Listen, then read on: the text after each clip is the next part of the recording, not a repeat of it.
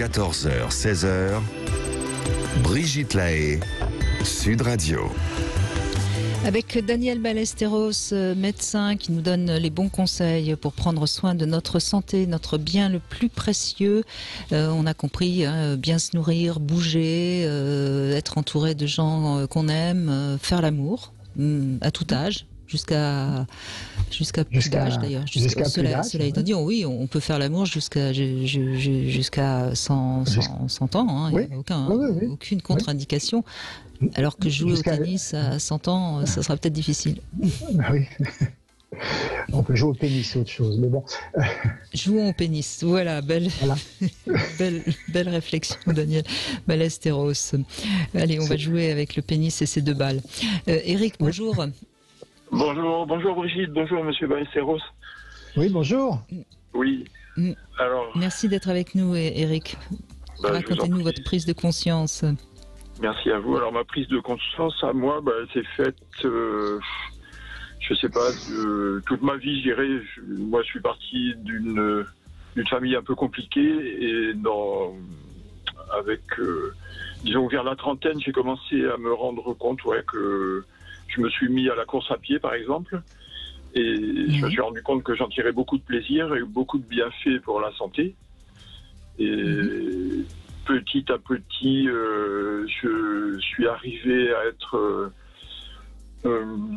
être bien dans ma vie, dans ma peau. J'ai 62 ans et ça m'a pris toute la vie, quoi. Mais ça, comment dire, je suis bien. Excusez-moi, je vous coupe, Eric, mais je voudrais juste ajouter quelque chose qu'on n'a pas dit depuis 14 heures. On a parlé de nos gènes, qui représentent 20% de notre santé, et le reste, de 80% dépendent de notre hygiène de vie.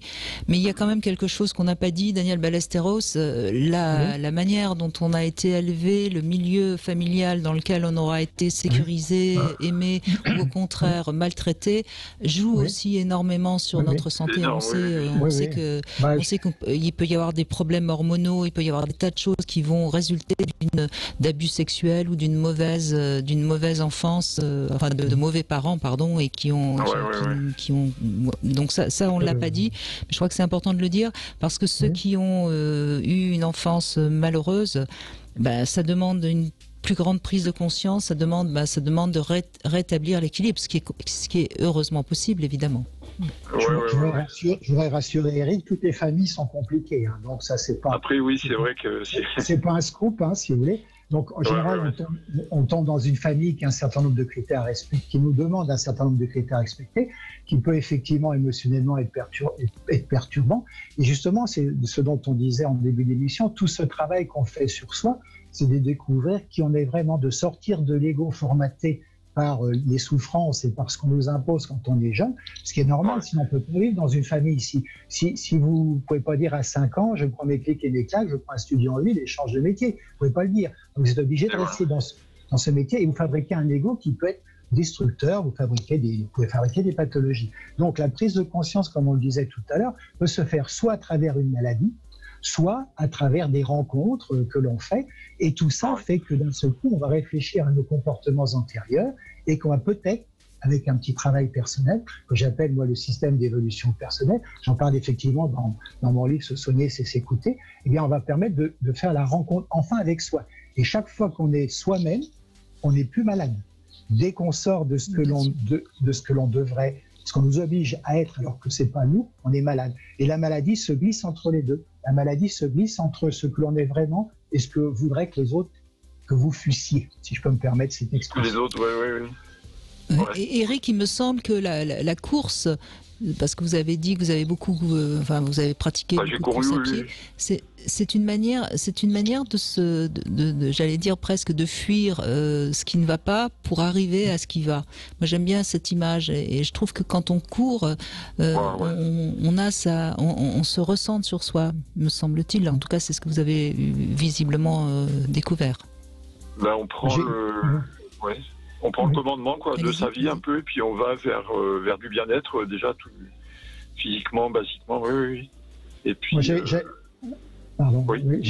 une patiente qui est venue en consultation et qui me dit je fais des courses de 100 km. J'ai quand même, c'est extraordinaire. Et je lui ai demandé pourquoi. Il m'a dit parce que j'ai été violée.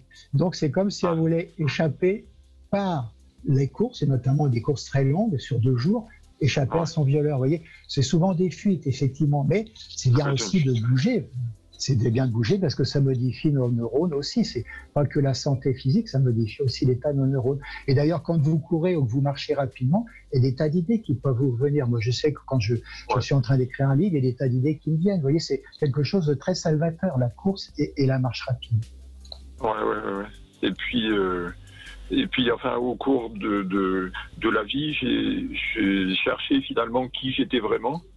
Un peu, oui, pour me sortir du formatage familial du départ. Et petit à petit, il y a des choses qui sont mises, que j'ai acquises par les rencontres, par l'envie de découvrir tout ça, de savoir manger mieux, bouger mieux, et puis de découvrir ce que j'étais, ce que j'avais vraiment envie.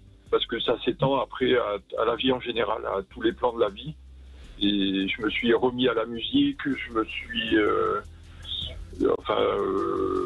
les rencontres, je me suis mis même à l'astrologie chinoise, par exemple. Ça va parler peut-être à Brigitte. Et des choses comme ça. Oui. Mais les rencontres, Eric, il y a des choses, on rencontre énormément de gens dans une vie. Il y a des gens qu'on rencontre qui ne nous font ni chaud ni froid, et puis de temps en temps, il y a quelqu'un qu'on rencontre et ça fait écho en nous. Et c'est ça qui éveille une partie de nous qui, pour l'instant, était restée dans l'ombre. Apprendre aussi apprendre à se tourner vers les gens avec qui on peut avoir un échange constructif, positif, et à se détourner des autres, parce que moi j'ai été aussi tourné vers souvent le métier que j'aurais pas dû faire et les gens que je n'aurais pas dû approcher, quoi. Donc que j'aurais dû fuir même. Et j'ai été attiré par ces gens-là.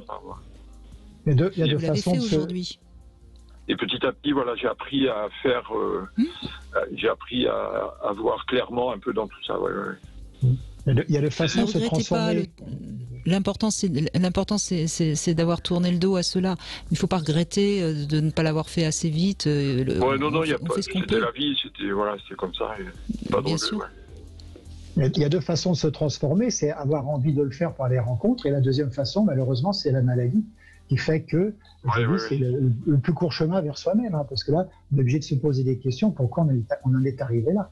Et ça, une fois qu'on est malade, on ne peut plus bouger, on est dépendant de tout un tas de critères médicaments. Moi, j'ajouterais à la maladie, Daniel Ballesteros, j'ajouterais à la maladie, et j'en sais quelque chose, pour avoir fait 2-3 chutes de cheval qui m'ont fait comprendre des choses, c'est aussi l'accident. Et là, c'est pas de la maladie, mais... Si, ça fait partie de la maladie, Si, ça fait partie de la maladie. C'est pas par hasard qu'on a un accident. Malade. Non, mais c'est pas par hasard. Voilà, excusez-moi, je vous ai coupé. Je suis bien d'accord que c'est pas par hasard, mais c'est pas la même chose que la maladie, et ça fait pourtant partie des prises de conscience, l'accident. Oui, mais si vous tombez, c'est pour casser quelque chose. Peut-être que vous avez besoin de casser quelque chose dans votre vie. Vous voyez ce que je veux dire? C'est pas par hasard qu'on se casse un muscle, qu'on se casse un os, ou qu'on a un accident de voiture. C'est jamais le hasard. Donc c'est peut-être quelque chose d'inconscient qui a fait que ce jour-là, on n'a pas fait l'attention que l'on portait d'habitude, parce que c'est une attitude, je ne dis pas que vous étiez comme ça, mais parfois c'est souvent une attitude suicidaire. J'ai déjà rencontré chez mes patients la tondeuse à gazon qui vient sur leurs pieds, ils ne l'évitent pas. Vous voyez, des choses comme ça où ils vont faire des choses tout à fait étonnantes, sauter du haut d'un pont ou que sais-je. Donc tout ça, c'est des attitudes maladives, mais disons brutales. Voilà, non pas quelque chose qui se construit. En fait, ce qui est bien, Daniel Ballesteros, c'est que de toute façon, vous voulez avoir le dernier mot. Donc on va rester sur la maladie, d'accord? Il n'y a pas de souci. Je vous l'accorde volontiers. Mais je pense que vous m'avez invité pour que je dise des choses, donc j'essaye de les dire. Mais bien sûr que je vous invite pour que vous disiez des choses, et vous nous en avez dites beaucoup, Daniel Ballesteros. Allez, il est temps de se quitter. Je remercie Eric, en tout cas, de votre témoignage, et puis merci à tous d'avoir témoigné. A priori, vous allez tous bien. En tout cas, tous ceux qu'on a entendus vont bien. On n'a pas eu de questions pour avoir une meilleure hygiène de vie. Peut-être une autre fois. Merci en tout cas, Daniel Ballesteros. Votre livre, Se soigner, c'est s'écouter, il est en poche aux éditions Robert Laffont. Et le dernier, L'amour c'est bon pour la santé, il est dans la collection Psychologue de la Musardine. Voilà. Demain, on sera avec Laurent. Pardon, Daniel, allez-y, oui. C'est dans votre collection à vous. Psychologue, c'est votre collection. Oui. Merci. Demain, on sera avec Laurent Carilla. Laurent Carilla est psychiatre, il est spécialiste dans les addictions. On verra justement où on en est des addictions qui malheureusement ont légèrement augmenté durant ce confinement. Et puis, on parlera aussi d'un film qui va passer sur Canal+, dans lequel je joue le rôle principal. On en parlera avec Olympe de Gé qui sera également avec nous. Et puis tout de suite, vous retrouvez C'est votre avenir. Je vous embrasse, à demain. Sud Radio, c'est vous qui en parlez le mieux. J'adore votre bonne humeur. Sud Radio, parlons vrai. Écoutez ou réécoutez Brigitte Lahaie Sud Radio, le replay ce soir à partir de 22h.